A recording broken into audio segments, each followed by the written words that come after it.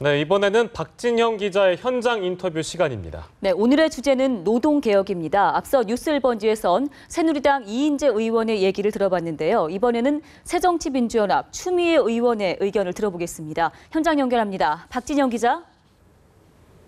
네, 현장 인터뷰. 오늘은 새정치민주연합의 추미애 최고위원에게 노동개혁에 대한 이야기를 들어보겠습니다. 안녕하십니까? 네, 반갑습니다. 네, 어려운 시기에 또 노동특위 위원장을 맡으셨습니다. 어렵다고 이해해 주시니까 감사합니다. 우선 제가 제18대 국회에서 국회 환노위원장을 역임하면서 그때 아주 그 시대의 현안이라 할 수 있는 굵직한 두 노동 현안을 풀었어요. 하나는 그 비정규직을 정규직화할 수 있도록 하는 비정규직 보호법, 그걸 관철하는 것이었고요. 또 하나는 우리 헌법상의 대원칙, 복수노조 원칙이 있어요. 네, 그 복수노조 시대를 열었어요. 근데 그 두 가지 주제 다가 사실은 이해관계가 다양하니까 어떤 사회적 대타협이 필요했는데 그런 사회적 타협을 여러 차례 거쳐서 만들어낸 것이고요. 또 결과적으로 비정규직 문제가 정규직 전환이 되는 시장 원칙을 만들어서 또 그 일정한 정규직화되는 모습을 또 볼 수가 있었고요. 또 비정규직 노조 만들 수 없었는데 복수노조 시대를 열어서 비정규직도 노조 만들고 또 대기업 노조를 불관용하던 대기업의 노조도 이렇게 만들어져서 노조 가입률도 조금씩 높아지는 그런 긍정적인 대반전을 만든 경험을 살려서 이번에도 그런 우선 노사 간의 타협, 또 다양한 이해관계의 수렴 이런 걸 통해서 우리 경제 위기를 극복할 수 있도록 해보겠습니다. 그렇군요. 근데 문제는 이제 노동개혁하면 이 이슈 자체가 진보 정당의 이슈다라는 생각이 먼저 드는데 이번에 들고 나온 곳은 청와대와 새누리당이란 말이죠. 이슈 뺏긴 거 아닙니까? 너무 정치적으로 접근을 하죠. 총선을 앞두고 노동계의 일각의 노동계, 어떤 대형 기득권 노조를 또 몰아붙여가지고 그들의 뺨을 때려서 다른 다수의 표를 얻겠다 하는 좀 전략적인, 정략적인 냄새가 많이 나죠. 근데 제가 얘기하는 것은 물론 그런 문제가 있어요. 그러나 그 문제가 전부 다를 덮을 수는 없어요. 일각의 문제인 것이지.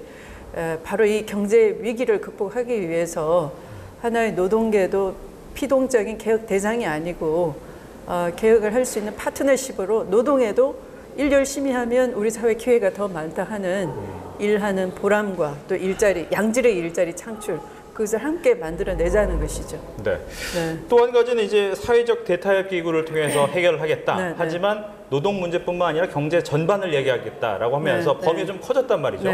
노동개혁도 쉽지 않은데 경제 전반이라니 이렇게 또 보는 시각도 있단 말입니다. 그것은 수레의 양바퀴처럼 기업과 노사가 함께 가야 되는 것이고요. 또 국민 경제 전체로 얘기하면 지금은 일부 대기업은 금융위기 이후에도 우리나라 수출 대기업은 호조를 이루고 있고 하는 것이지만 지금은 민생 침체인 거예요. 그러니까 소비 위축으로 인한 내수의 침체, 또 일반적으로 자영업자와 일반 근로자들의 어떤 소득 감소로 인한 소비 위축 이런 문제들이라고요. 그러니까 이 민생 침체를 극복하지 않으면 내수를 이겨내지 못하면 국민 경제 전체가 망가지는 거잖아요. 그래서 이 문제를 입체적으로 봐야 되는 것이지 일각의 노동 문제만 가지고 이 문제를 해결할 수가 없다라는 것이죠. 노동 문제로 좀 집중해 보면 최근 새누리에서 얘기하는 것은 임금 피크제를 통해서 청년 일자리를 늘릴 수 있다라는 부분에 대한 주장이 있단 말이죠. 이 부분이 이런 또 설득력 있게 들리는 부분이 있습니다. 전혀 설득력이 없고요. 사실은 임금 피크제가 박근혜 대통령이 처음 꺼내신 얘기가 아니고 몇 년 전부터 있어 왔어요. 그래서 일부 공기업에서 임금 피크제를 수용을 했고요. 근데 수용 조건이 뭐였냐 하면 이 장년 노동자들이 임금 피크제를 받아들이는 대신에 절감된 절약분 임금 부분만 삭감된 임금만큼은 청년 고용에 써주세요. 이렇게 노조가 협상을 했었어요. 근데 기업이 그 약속을 지키지 않고 단순히 임금을 깎아버리기만 한 것이죠. 그래서 지금도 다른 임금 피크제를 하지 않는 곳도 임금 피크제를 우리가 도입할 테니 그만큼의 청년 고용을 늘려라. 라고 주장을 하는 거죠, 노조도. 네. 그래서 임금 피크제를 하면 청년 일자리가 는다라고 하는 것은 현상을 현상으로 풀려고 하는 것이고요. 사실 우리 시대의 중고령 노동자도 가계 부양자이고 지금 가계 부채가 심각한데 그들이 일터에서 쫓겨나면 또 다른 사회 문제, 경제 문제가 생겨요. 가계 부채로 인해서 그 개개의 가정이 붕괴되면은 바로 그게 부동산 위기, 부동산 시장의 교란, 금융 시장 위기로 다시 번질 수가 있는 거죠. 그래서 현상으로 현상을 풀 수는 없는 것이고 이 경제 위기가 한 축으로는 또 노동의 위기니까 이것은 총 투자가 부족해서 오는 거예요. 기업으로 하여금 투자를 할 수 있는 투자 요인 정책, 이것을 정부가 정책을 꺼내고 기업은 투자를 하게 하고 지금 기업이 지난해 무려 40조의 영업이익을 곳간에 쌓아두고 있는 거잖아요. 그만큼 늘어났잖아요. 네. 그래서 그럼에도 불구하고 반대로 투자는 하지 않잖아요. 네.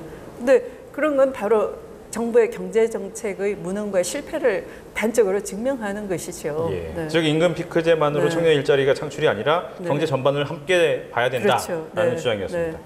또 한 가지는 문제는 노동개혁이라는 것 자체가 그동안 오랫동안 이야기를 해왔지만 정작 풀기는 어렵단 말입니다. 네. 따라서 어떠한 합의를 이끌어내기가 쉽지 않아 보이면 네. 차라리 결단이 필요한 것은 아닌가라는 네. 부분이 있습니다. 물론이죠. 그런데 그것도 그 사회 하나의 그 노동 문제라는 것이요. 일각의 기득권 노조의 문제로 전체를 덮으려고 하면 안 되는 것이고 노동 문제야말로 사실은 그 사회의 정의의 수준에 비례하는 것이고 노동 인권 문제에 비례하는 것이에요. 그리고 또 노동 문제에 관한 한 국제 기준도 있는 것이에요. 그런 국제 기준에 맞아야 되면서 또 우리 여건을 수용할 수 있어야 되는 것이고 그게 전국적으로는 우리 사회 정의 또 우리 사회 인권 수준에 기여하는 것이어야 되는 것이지 정부가 일각의 문제를 전체인 양 호도해가지고 정치적 점수만 따려고 하는 그 자체가 문제가 있다는 것이죠. 그렇다면 새누리당에서 올해 안에 네. 노동개혁 끝내겠다라는 생각에 대해서는 쉽지 않겠다라는 입장을 보이시는 겁니까? 어떻습니까? 끝낼 수 있으면 좋죠. 그러나 지금처럼 임금 피크제를 통해서 청년 일자리가 해결될 수 있다라는 단순화 이런 것들 총투자나 경제정책이나 이런 정부가 해야 될 일은 하지 않으면서 중고령 노동자의 탓으로 돌린다든지 하는 문제, 그러니까 문제의 진단이 잘못됐다는 것, 또 지금 생산성이 낮으면 사용자가 근로자를 해고를 더 쉽게 할 수 있게 하겠다라는 것도 지금의 저생산이 저출산 고령화 시대에서 오는 저소비 문제, 소비 위축 문제, 주머니가 얇아진 문제 이런 것들인 것이지 근로자 개개인의 문제가 아니잖아요. 네. 그리고 또 비정규직 사용 기간을 2년을 4년으로 연장하겠다. 제가 이미 비정규직 사용 제한 기간 2년 끝나면 정규직으로 전환을 하는 걸 사회 원칙으로 합시다 해서 그렇게 정착되고 있는데 이걸 다시 엎어가지고 4년으로 늘린다는 것이 비정규 근로자를 보호하는 게 아니잖아요. 바로 그게 노동 인권 수준이 더 열악해진다는 것이죠. 네. 그걸 개혁이라고 한다면 누가 동의를 하겠습니까? 알겠습니다. 네. 끝으로 시간상 네. 간단하게 네. 이번 롯데 사태 때문에 이제 재벌 개혁 필요성 다시 네. 한번 네. 대두가 됩니다. 네. 네. 어떤 식의 재벌 개혁이 필요할까요? 롯데는 재벌 중에 가장 심각한 것이죠. 사실은 지분 3% 미만의 총수 일가가 410개가 넘는 순환 출자 고리를 통해서 말 한마디로 좌지우지하는 것이죠. 또 여기서 90% 넘는 이익을 가지고도 그것이 이익이 우리 사회에 다시 되돌아와서 고용에 쓰진다라고 하기보다는 다 일본으로 이렇게 유출되는 그런 상황이잖아요. 그래서 이 재벌의 순환 출자의 고리를 좀 더 이렇게 차단시키면서 재벌의 이익이 재벌이 사회적 책임을 할 수 있는 그런 구조를 이번에 만들어야 되는 것이죠. 그게 바로 지금 우리 사회 병폐를 할 수 있는 청년 고용뿐만 아니라 일자리 늘리는 문제에 그 이익을 투명하게 회계를 투명하게 해서 그것이 일자리를 만들므로써 그게 사회적 기여를 하는 거예요. 무슨 그냥 돈을 내놔라라는 강탈하겠다는 게 아니라 우리 자본주의 시장 원칙 하에서도 제대로 기업이 사회적 책임을 할 수 있는 방식대로 하자는 것인데 전혀 하지 않잖아요. 그런 것이 이번에 다 문제가 포괄적으로 좀 해결해보자 하는 것이죠. 알겠습니다. 오늘 바쁘신데도 함께 인터뷰에 나오셔서 고맙습니다. 네, 지금까지 국회에서 박진영의 현장 인터뷰였습니다.